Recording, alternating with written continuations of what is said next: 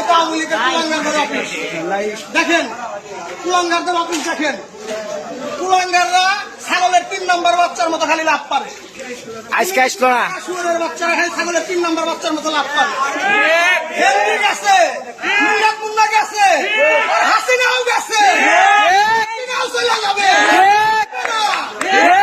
স্থায়ী সদস্য ইকবাল হাসান মাহমুদ টুকুর নেতৃত্বে সিরাজগঞ্জে আমরা ছাত্র দল, যুব দল, স্বেচ্ছাসেবক দল, সাধারণ জনগণ দুর্বার আন্দোলন করে তুলেছি।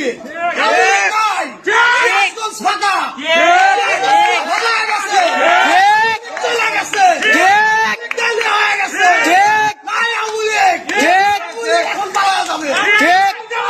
অফিস দেখেন, কুলাঙ্গারদের অফিস। এই কুলাঙ্গাররা অনেক জ্বালাইছে। বাংলাদেশের মানুষকে জিম্মি করে রাখছে এই কুলাঙ্গাররা।